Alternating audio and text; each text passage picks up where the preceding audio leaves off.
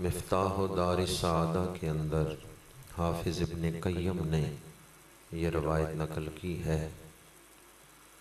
دوسرے خلیفہ راشد سیدنا فاروق اعظم عمر بن خطاب رضی اللہ تعالی عنہ ارشاد فرماتے ہیں، کچھ لوگ اپنے گھروں سے نکلتے ہیں تو ان کے کاندھوں پہ گناہوں کا بوجھ ہوتا ہے، وہ اپنے سر پہ گناہوں کی گٹھڑیاں اٹھا کر بازار سے گزر رہے ہیں، گلیوں سے گزر رہے ہیں تو کاندھے پہ گناہوں کا بوجھ ہے، لیکن پھر انہیں کوئی ایسی محفل مل جاتی ہے جس میں دین بیان ہو رہا ہے، وہ اس محفل میں شامل ہو جاتے ہیں، قرآن سنتے ہیں، دین سنتے ہیں، دل نرم ہو گیا، وہ اللہ سے معافی مانگتے ہیں، اللہ ان کے پچھلے گناہوں کو معاف فرما دیتا ہے، پھر وہ لوگ اس محفل سے اٹھ کے اپنے گھروں کی طرف واپس لوٹتے ہیں تو اس حال میں کہ وہ بخشے ہوئے ہیں۔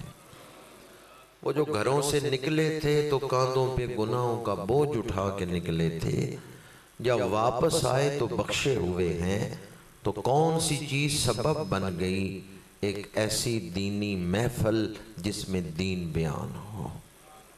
یہ محفلیں گناہ بخشوانے کا سبب ہیں، یہ محفلیں غفلت کی تاریکی سے نکال کر دربار ذوالجلال میں کھڑا کر دیتی ہیں، یہ محفلیں دلوں پہ لگی ہوئی میل کو اتار دیتی ہیں اور دلوں کو روشن اور منور کر دیتی ہیں، یہ دینی محفلیں شعور دین بخشتی ہیں۔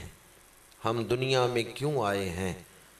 کیا صرف خواہشات پوری کرنے کے لیے ہمیں بھیجا گیا ہے یا کوئی اعلیٰ مقصد ہے؟ وہ کون سا مقصد ہے جس کے لیے ہمیں دنیا میں بھیجا گیا؟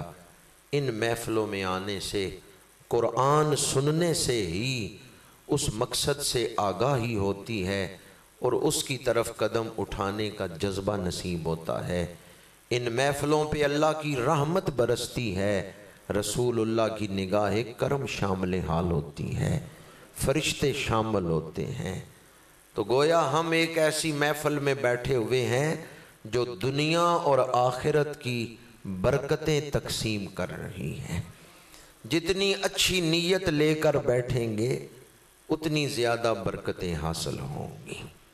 دعا ہے خالق کائنات ہمیں اس فضیلت کا مصداق بنائے جسے حضرت فاروق اعظم نے بیان فرمایا کہ کچھ لوگ گھروں سے نکلتے ہیں تو کاندھوں پہ گناہوں کا بوجھ ہے، پھر دینی محفل میں بیٹھتے ہیں، توبہ کرتے ہیں، بخش دیے جاتے ہیں۔